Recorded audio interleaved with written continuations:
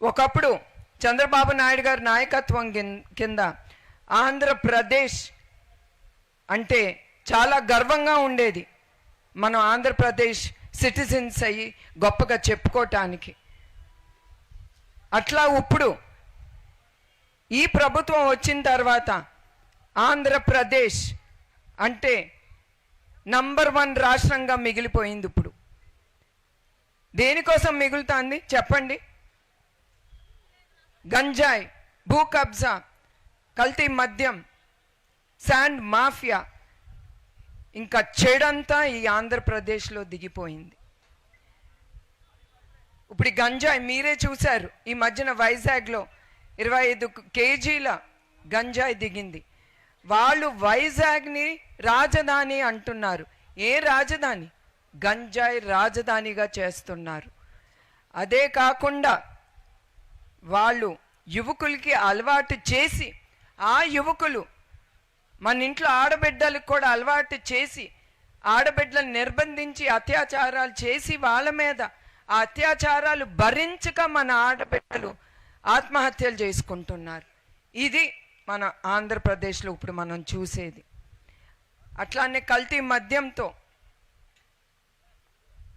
మన ఇంట్లో మగవాళ్ళకి అలవాటు అయ్యి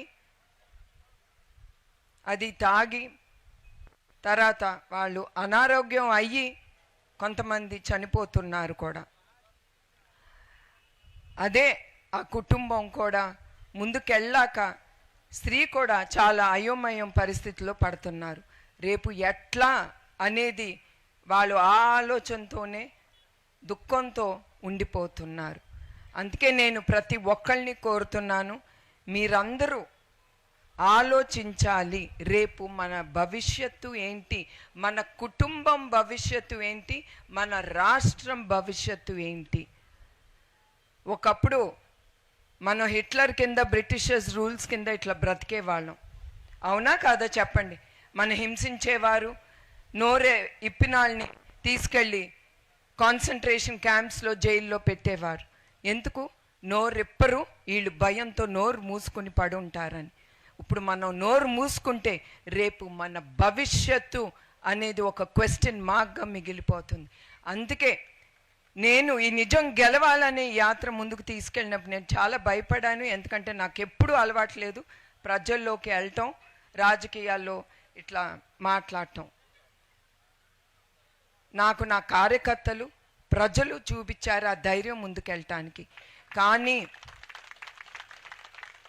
ఇవాళ నేను ఇక్కడ మళ్ళీ నుంచుంటున్నానంటే నా నిజం గెలవాలి ప్రోగ్రామ్ అనేది అయిపోయింది.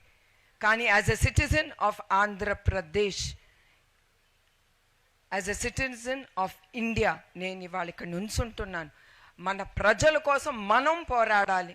ఇట్లా భయపడతా ఉంటే మనం ముందుకెళ్ళలేం.